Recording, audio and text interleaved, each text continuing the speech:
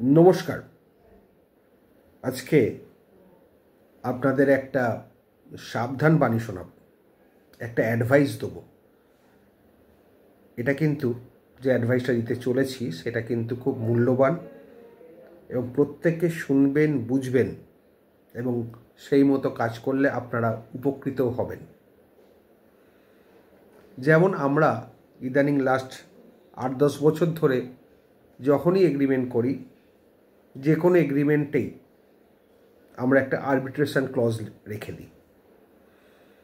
প্রথমে এটা নিয়ে অতটা কোনো অসুবিধে হচ্ছিল না, কিন্তু বর্তমান পরিস্থিতিতে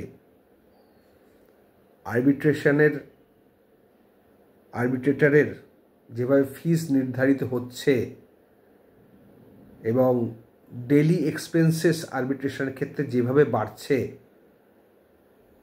সেটা কিন্তু সাধারণ মধ্যবিত্ত মানুষের পক্ষে, কখনো কখনো উচ্চবিত্ত মানুষের পক্ষেও ছোটোখাটো মামলার ক্ষেত্রে বিয়ার করা সম্ভব হচ্ছে না।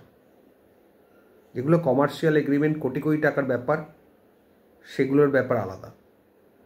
কিন্তু বিভিন্ন এগ্রিমেন্ট আছে, যেমন joint venture agreement, tenancy agreement, leave and license agreement, তারপর আপনার আরও ছোটোখাটো পার্টনারশিপ এগ্রিমেন্ট।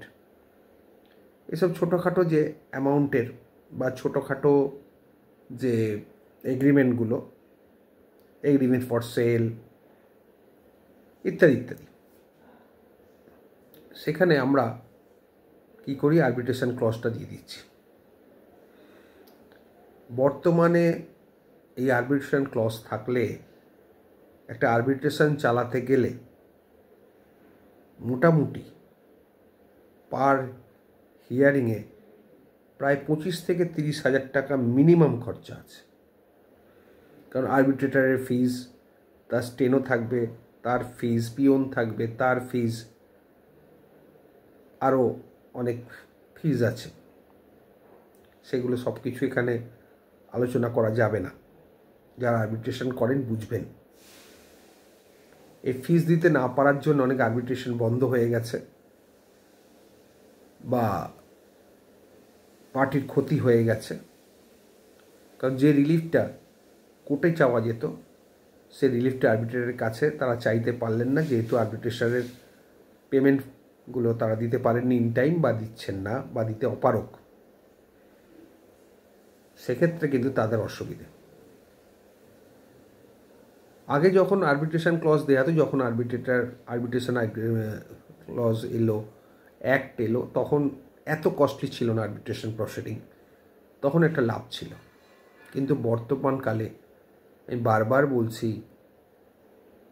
আরবিট্রেশন কস্ট এতটাই বেড়ে গেছে, সাধারণ মধ্যবিত্তের পক্ষে বিয়ার করা সত্যি অসম্ভব।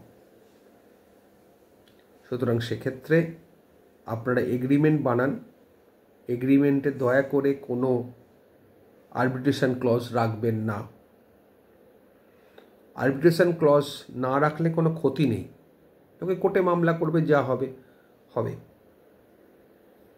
আরবিট্রেশন ক্লজ রাখলেও কিন্তু কোর্টে যেতে হয়, কারণ সেকশন 9 করতে হয় ইনজাংশনের জন্য, ইন্টারিম রিলিফ বা ইন্টারিম রিলিফ যাই বলুন না কেন, অথবা রিসিভার চাইছেন, সেকশন 9 ইন্ডিয়ান আরবিট্রেশন অ্যাক্ট অনুযায়ী অ্যাপ্লিকেশন কোর্টের কাছে করতে হয়। তারপর ধরুন আপনাকে আরবিট্রেটর অ্যাপয়েন্ট করাতে হবে, সেকশন 11 অ্যাপ্লিকেশন হাইকোর্টে করতে হয় ফর নেমিং দ্য অ্যাডভোকেটস, এই আরবিট্রেটর। ধরুন হাইকোর্ট কোনো এক্স জাজ, হাইকোর্টেরই কোনো এক্স জাজের কাছে আরবিট্রেশনটা রেফার করলো, মোটামুটিভাবে সব কিছু ফিজ নিয়ে, কাউন্সিল ফিজ ইত্যাদি ইত্যাদি যা যা ফিজ লাগে, সব মিলিয়ে একটা ডেটে কিছু না হলেও 40 থেকে 50 হাজার টাকা খরচা আছে মিনিমাম। সুতরাং সাধারণ মানুষের পক্ষে এই আরবিট্রেশন প্রসিডিং টেনে নিয়ে যাওয়া খুবই কষ্টকর, এক প্রকার নাই হয়তো হবে। ওই জন্যে আপনারা প্রত্যেকে মনে রাখবেন, যারা আমার বক্তব্যটা শুনছেন, দীর্ঘদিনের আমার সাবস্ক্রাইবার, প্রত্যেককে একটা কথাই বলে রাখি, কোনো ছোটোখাটো এগ্রিমেন্টে কখনোই আরবিট্রেশন ক্লজ এখন আর দেবেন না। দিলে আপনারই ক্ষতি। এবং আরবিট্রেশন ক্লজ দেওয়াটাও কিন্তু বাধ্যতামূলক নয়, আপনি দিতেও পারেন, নাও দিতে পারেন, কিন্তু ভবিষ্যৎ বুঝে কাজটি করবেন। ইদানিং লাস্ট 2-3 বছর ধরে আমিও কোনো এগ্রিমেন্টে আরবিট্রেশন ক্লজটা রাখি না, কারণ পার্টি চালাতে পারে না। আরবিট্রেশন প্রপারলি চালাতে গেলে এবং শেষ হতেও সময় লাগে। আগে যে কারণে আরবিট্রেশন ব্যাপারটা নিয়ে আসা হয়েছিল যে কোর্টের চাপটা কমানোর, কিন্তু সেটা হলো না। আলটিমেটলি সেই সেকশন 34 অ্যাপিল হয় আরবিট্রেটর অ্যাওয়ার্ড থেকে, বা অন্যান্য প্রসিডিং আছে আরবিট্রেটরের অর্ডার থেকে হয়।